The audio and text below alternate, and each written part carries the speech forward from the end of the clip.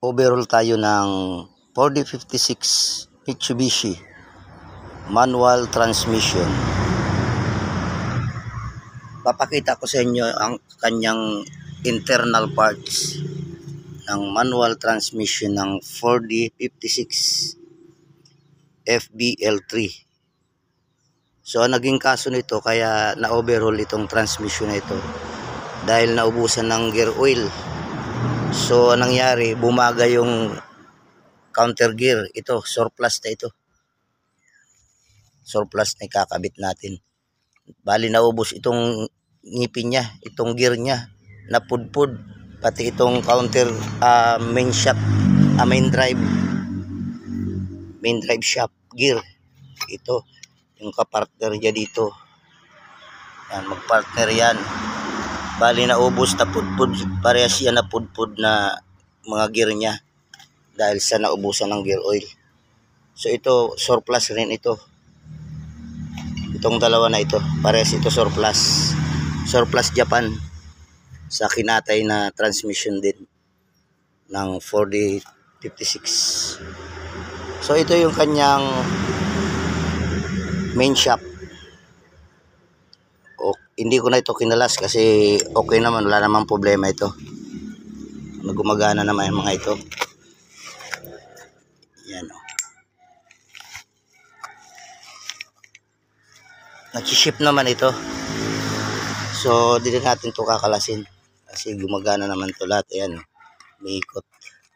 Wala lang ako buwelo mag-shift kasi walang tagahawak ng camera ng video natin. So, ito yung kanyang mga bearings. Yan. Wheel bearing, ball bearing. Ito yung mga bolt and nuts. Yan, mga bolt, mga nut, bolts. Ito naman yung shifting fork. Shifting fork. Ito ang mga gear niya. Yan. Sama-sama na dyan, sliding hub. Yan. Ito yung mga bushing. And then spacer. At ito, itong pinaka-importante sa lahat, itong bulitas na ito.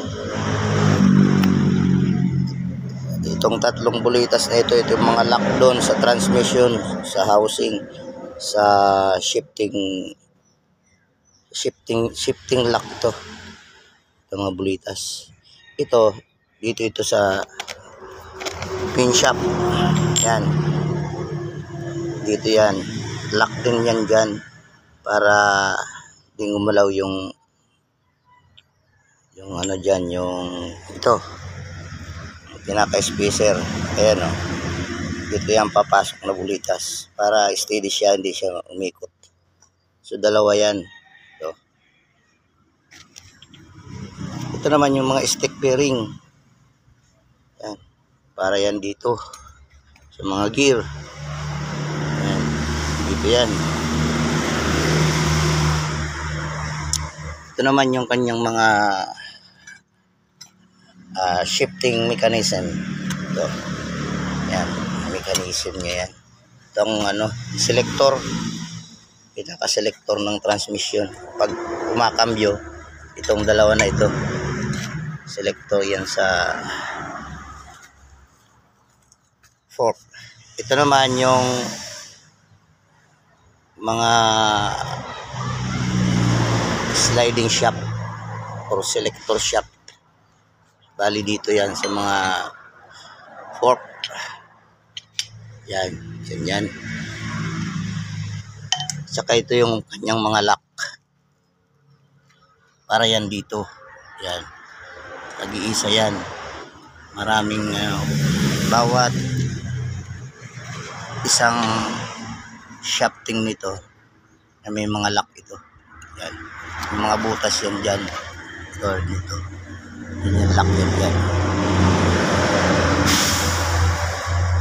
So ito yung kanyang buntot. Yung housing. Malinis na rin yan. Ito yung clutch fork. Yung release bearing niya, okay pa ito. Di pa naman maingay. Ito naman yung kanyang housing, transmission housing. Yan, nalinisan ko na rin yan. So, dahil malinis na ito, ay sisimulan na natin itong assemblein. Samahan nyo ako sa pag-assemble.